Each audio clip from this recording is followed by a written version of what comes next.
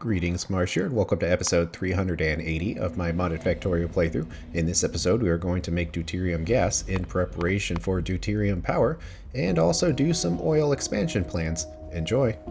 The process is purified water goes in, and we use enriched hydrogen sulfide gas to then enrich the water. And luckily, that's mostly a 1-to-1 ratio there. And it's kind of annoying because we have to cool the water down after each process, and Hellmod does not like to link, so we're going to have to do that ourselves. And clearly this number of 1051 seems pretty reasonable. It's got to be 1051, and of course all the numbers are going to be kind of broken now. In fact, I'm almost wondering, because of that, it's just going to be a huge pain to figure this out in Hellmod, because we're going to have to keep typing numbers in, and it's also not going to display them right, because it's not going to count them up here. So maybe we should just do it manually and not even really worry about it being balanced, just make something that looks clean. That said, one thing we can calculate for is actually making the fuel cells themselves. And let's say we had about 600 deuterium gas. That would require a few machines, and actually it would essentially make one fuel cell a second. So we take that fuel cell, go down here to Hellmod, say we want to put it into a reactor with a neighbor bonus of 4, and that alone would power 888 deuterium reactors for 240 gigawatts. So something tells me we do not need a particularly big setup at all. And we could also calculate for these cells that on the way out it would get 99% of the catalyst back, which means we would only need to make 0.01. And that's basically not even worth calculating because it's going to be so tiny.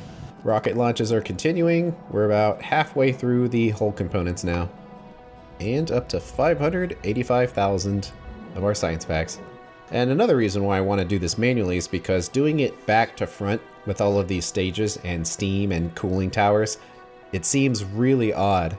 So I think it would make a lot more sense if we did it forwards in this case. So all of this enrichment happens in an advanced chemical plant.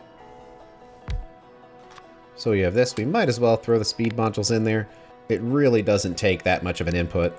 And interestingly enough, it does require saline water and purified water. The one plant creates plenty of the purified water, but it's definitely going to be short on the saline, which means we also need a salination plant in here with a top-up valve. So now we need the enriched hydrogen sulfide gas, which comes out of a steam cracker, where regular hydrogen sulfide goes in with steam to get purified water on the way out, although all of these steps do not actually consume any of the hydrogen sulfide. So once we have made it, we won't need to worry about adding any more into the system. So these two actually balance each other out. So let's do stage 2 now.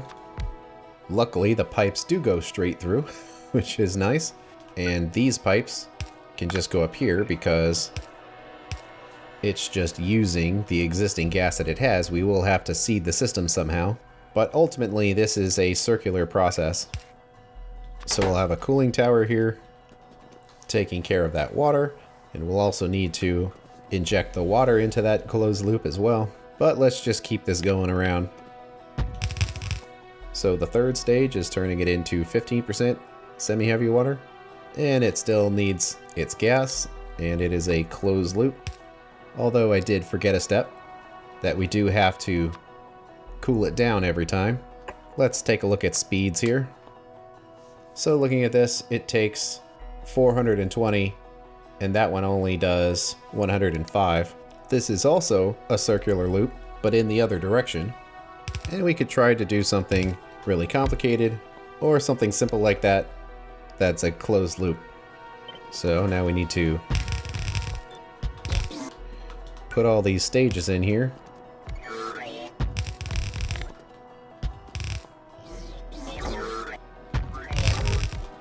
And research is going all right with most of the science packs, but we're not getting any purple. Oh yeah, of course, because we needed to fix this steel. Okay, so that right there is stage 2 cooling. This one is stage 1 cooling. And I got these backwards because we actually need the input as steam and it creates water as the output, which means we need an electric boiler here instead. It's a lot of the same stuff, but it's got to be the right thing. And specifically, we're dealing with the purified water here. So let's double check our work. That purified water and saline water come in, and it uses the hydrogen sulfide gas loop from up there. It creates hot 7.5% semi-heavy water, which is then cooled down here. Then stage 2 requires more saline water and another loop of the enriched hydrogen sulfide gas to make 12.5%. And then the 12.5% is hot and needs to be cooled. Same thing, 12.5% goes in. We get 15% on the way out. And then the 15% is cooled. Now the next stage here, funnily enough, is actually a boiler, because after cooling it down, we need to boil it again. And this is where it really shrinks down, where 100 goes in and 5 comes out. And each one of these is designed around 105 each. So we need to have one speed module in there. It's going to create some amount of steam, and that steam is not closed loop. I mean, we could put it in here, but since everything else is closed loop, and this isn't, why make it more complicated than it has to be? We have 95, which is done by 2 steam turbines, and they can just run and get rid of the stuff. And now our output is down here, which is the heavy water, and we follow it along. Of course, this makes it hot again, which means it has to go through yet another cooling tower. And since everything else is getting 3 spaces, I guess we'll give that one a 3 space as well. And now we need to cool it, and this is another closed loop process. Actually, we can make this a lot cleaner if we just turn it into a loop like that. On the way out, we will have our heavy water that's been cooled. And finally, we're down to the electrolysis. And the input was 105, which is basically one electrolyzer making a little bit of deuterium, but that should be basically more than enough for this. We'll have a nice straight line, which means we can just copy it as many times as is required. So that'll give us our outputs. It's going to have to get its electrodes in here. We can do a requester chest for that. So I think that is the chain. However, we need to get all of these hooked up in a way that it can self-seed itself, because although these are closed loop systems, we actually have to get the resources in first. And it would probably be easiest to do that with water, because we already have a plant here that is running basically non-stop to make purified water. So what happens if we had a pipe system up here whose goal was to keep the water topped up? And in fact, we can just kind of put this right here and say we want a top-up valve that will deliver water to each of these setups, including this one way back here. And it also needs to deliver the water into the electrode cleaner, but that can just go straight in. Also, we have the closed loops of all of these steam crackers as well. Since they are next to each other, how about we just connect it to the right to make sure it has what it needs. So all of the regular water is in there now, and then all of the saline water is being injected into each side, and I suppose we can use pipe visualizer with color by system here to try to make sense of it. Make sure there's no pipes that aren't connected to something, and that's a lot of movement in here for something that's relatively straightforward. It's just a straight line, but it's in there, and it does make quite a bit of fluoric wastewater. Let's just position this in such a way that makes it basically symmetrical. It does create a lot of purified water, and we actually need to hook the purified water up into all of this. In the end, it will consume some, but the question will be, is it going to consume more than we are creating? And I don't know, because we didn't calculate it out in that way. So that gets all the purified water. We'll find out if it's too much. If it is, we can put a clarifier in there. We'll have an extra pipe of mineralized water. Of course, this will go somewhere because it's going to create fluorite. It's going to create an oxygen output, which we can probably shoot in the factory because it's not going to be very much. And then our output of deuterium and the mineralized water, which might as well get hooked up right here. It's a relatively small optimization. Let's put a top-up valve on this pump here, which will give us the ability to save this water instead of clarifying it. So I think it's good now that we have finally fixed this. How is it doing? Not great. It's certainly falling behind, and I imagine that is because lack of naphtha. Well, no. The naphtha's keeping up, and it's making it down here too.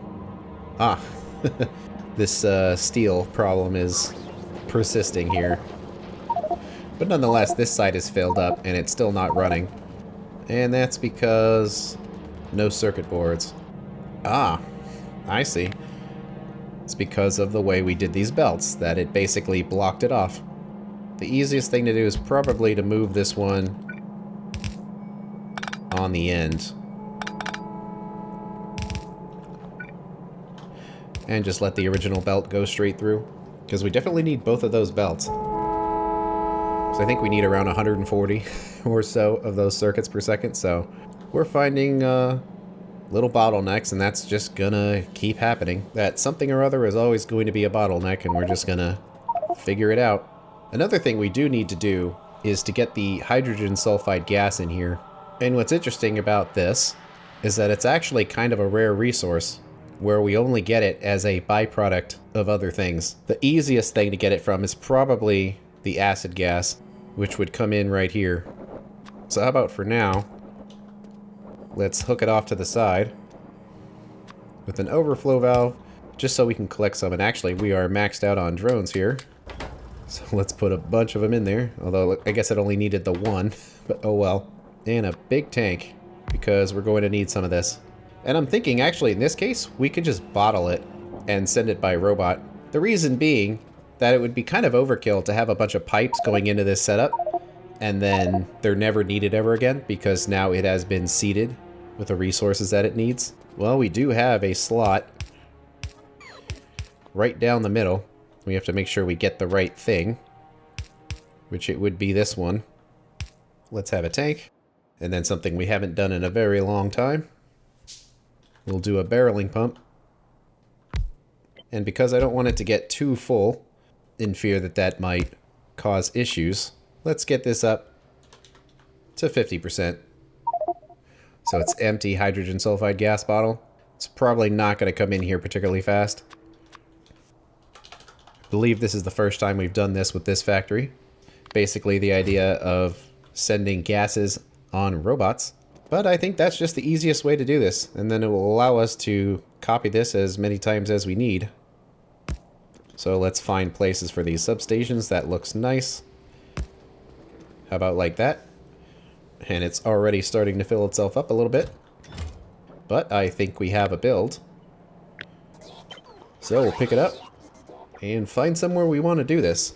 Now the making of the fuel cells will be quite easy. I believe we calculated we would need around 5 or so machines to make it.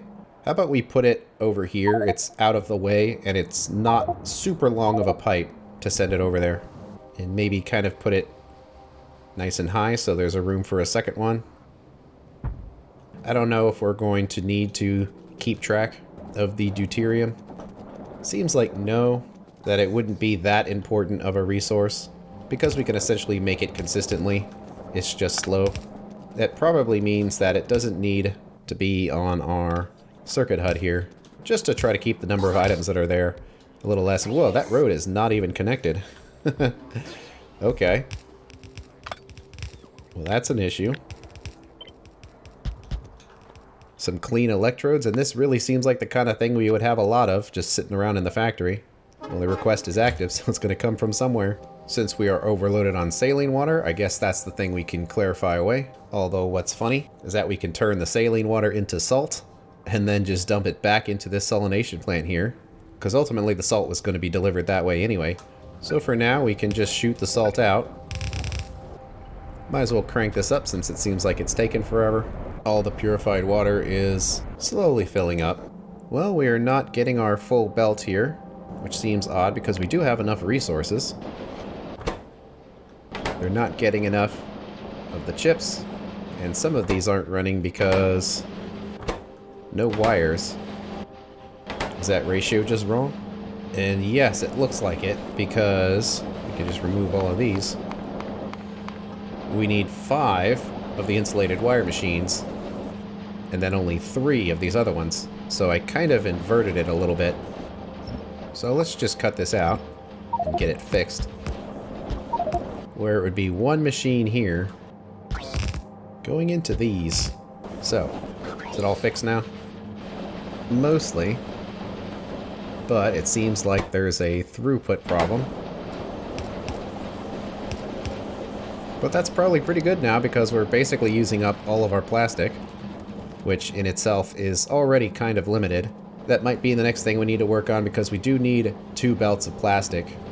And right now we only have the 1, so we can upgrade that in a bit. For now though, I would like to see if we can make some heavy water. So let's unhook this for now, because we're going to start making hydrogen sulfide gas the second this is connected. But we need to make the bottles, and that's actually something we're not doing. And the bottles come from canisters, and the canisters come from barrels. So, believe it or not, we do not have this automated, but it's something that is relatively simple to do. And the inserter here has stopped swinging, and there's 4 items left, which must mean we are very close to being done. And we are, at least with that component. And actually getting plastic here is a little annoying, because that's not something that's being delivered to this bus. So I think I'm going to do it the easy way. Just kind of put it right there.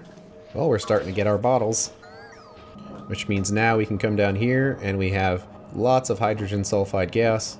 We'll both do the requester chest and the provider chest. See, our plastic setup isn't running very fast anymore. Could be all that butane has kind of messed something up. But the bottles made it, and now they're getting filled up. So why isn't this going very fast? No oxygen. I suppose that makes sense. Well, it might be kind of weird, because we need to be able to both input resources and remove them. So how about we say it can send resources in if it's below 50,000, and we'll put an old corner in here, and it can overflow, which would be above 80. So it'll go back into the system. Hopefully that will be enough for these to run. And it just about seems like it. Which is firing up butane again.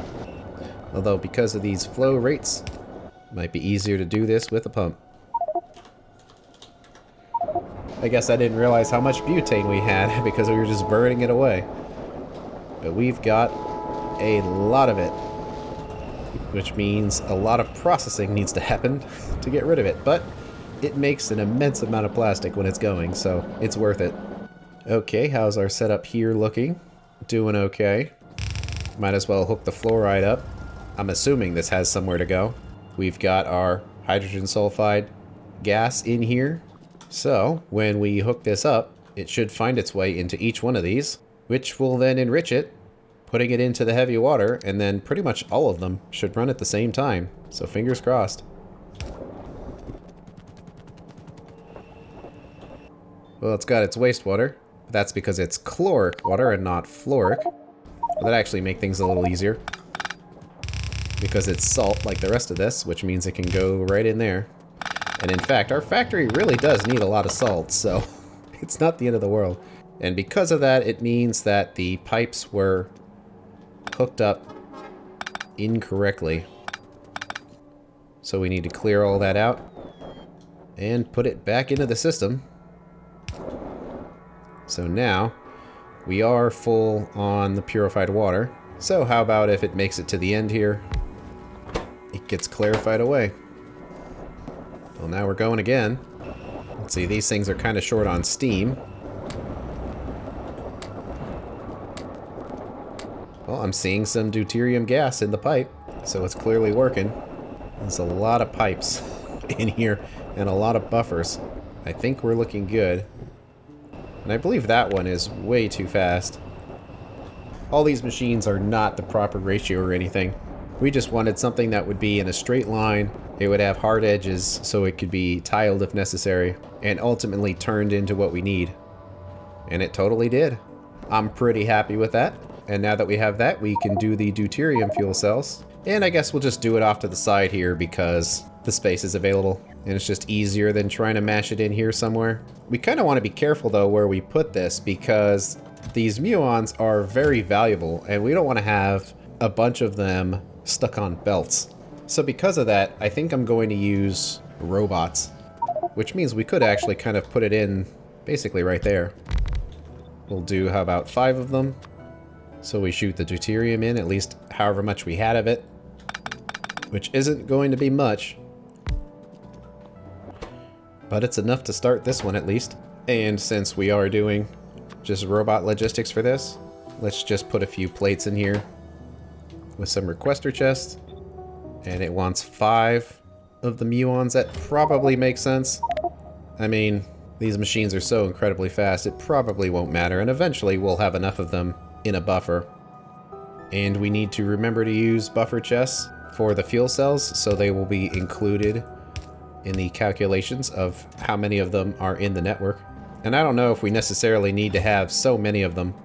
Like we have 200 of these other cells. These are going to run in such small quantities. I feel like that would be way too many. So how about we do like 50? Still a lot of deuterium fuel cells. So it's going to take quite some time for this buffer to fill up. But we now have everything we need to get this started. So there it goes. Actually, because of that, I kind of feel like unhooking all of these.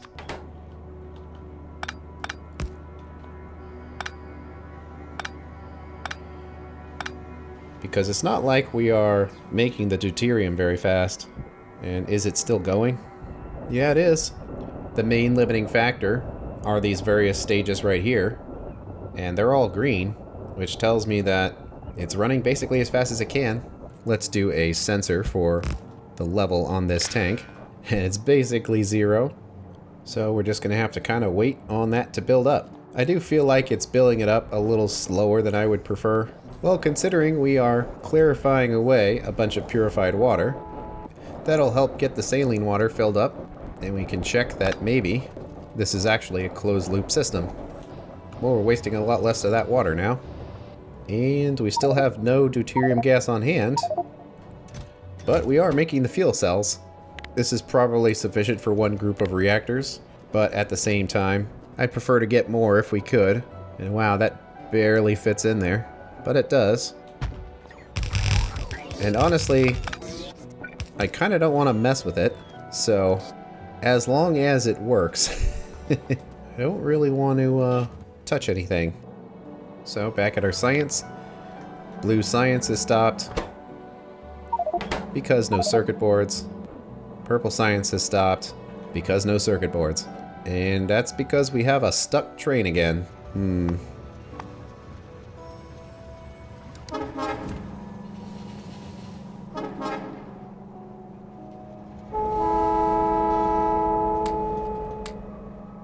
Oh, they got stuck in there too.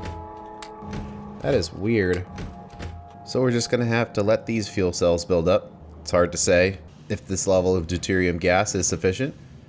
It's not horrendously slow, but at the same time, we can't really make these catalysts all that fast. So we'll see how it works, and we'll probably need around 40 or 50 fuel cells. So you can see how the 234 reactors have an average of about 4.7, and their power is off because they do not have their own little power source. But when this clicks on, they will. So I'm guessing we'll need to have at least that many fuel cells on hand. And this calculation is for 4 reactors. So we'll let it build up for a while.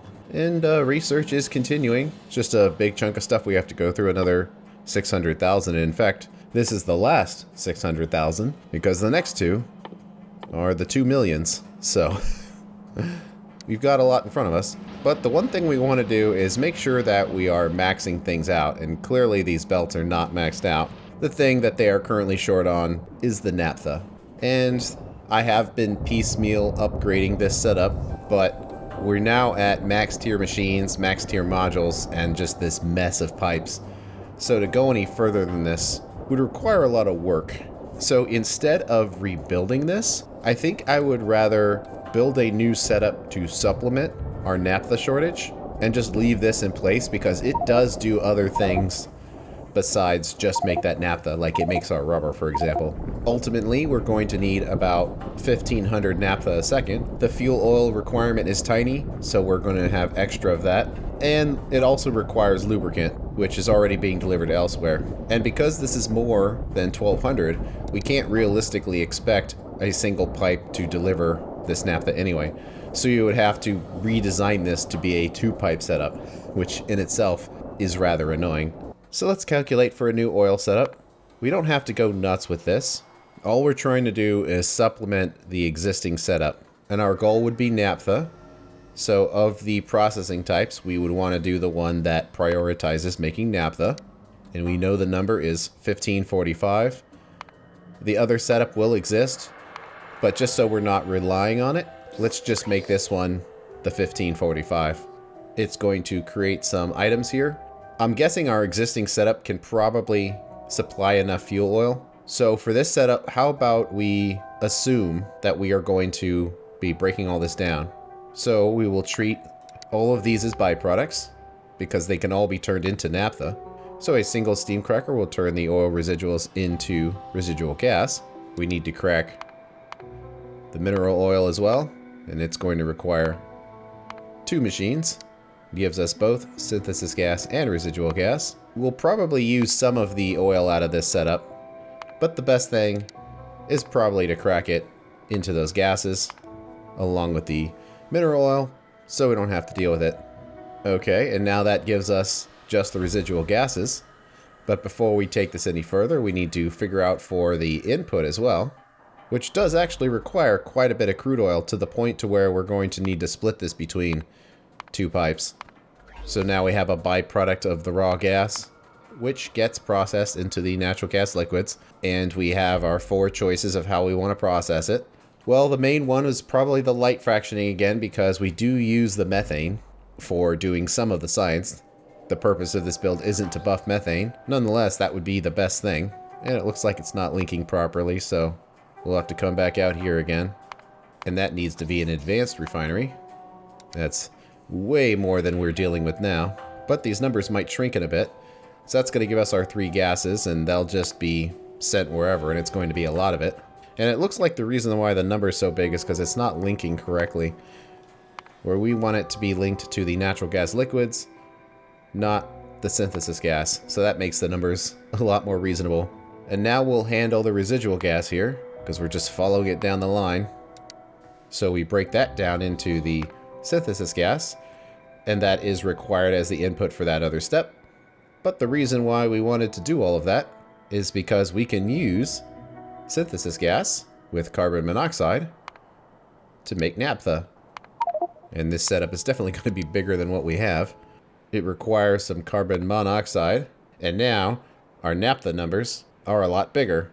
So we can drop this down, and the matrix solver won't work based on how we have this set up, so we just have to do it manually, where our goal is about 1,500 or so, and something like that. So that reduced the requirements for everything by recycling all of that. And our input for carbon monoxide is much higher than what we're getting from the rest of the setup. So we're going to need to make some, and we'll just keep cleaning this up where we have the sulfuric wastewater, which can be cleaned up, but that's not enough normal purified water. We also need to make this hydrogen gas, which will electrolyze, and I suppose we should do it the fast way. And let's link this to the actual electrode so the numbers look right. And this list is getting longer and longer. We do need our steam, which we can do from regular water or purified water, since we're short on purified water already. Let's just do it on regular water. And unfortunately, even though it linked, it didn't work properly, so it's 960, which needs 12 boilers, but we can get it down with some speed modules. And yeah, unfortunately, it just doesn't link, so I'll just remove it to make this cleaner. A lot of this already has places to go. It's just going to be picked up and sent on its way. The one output we might want to deal with here is the methane gas, because we have so much of it that it'll be a lot easier to just turn it into fuel if we can't get rid of it. Which does happen, that even though drones are coming by to pick up the extras, sometimes Like, if we don't need plastic for anything, then there'll be nowhere for it to go. So, there we go. It's not as bad as it looks. It's just a lot of numbers. And frustratingly, it's essentially what's already here. Just less piecemeal, more sensible. So our deuterium is collecting. I do want to see the reactor turn on. However, that's going to have to wait until the next episode. Thanks for watching, and I will see you later.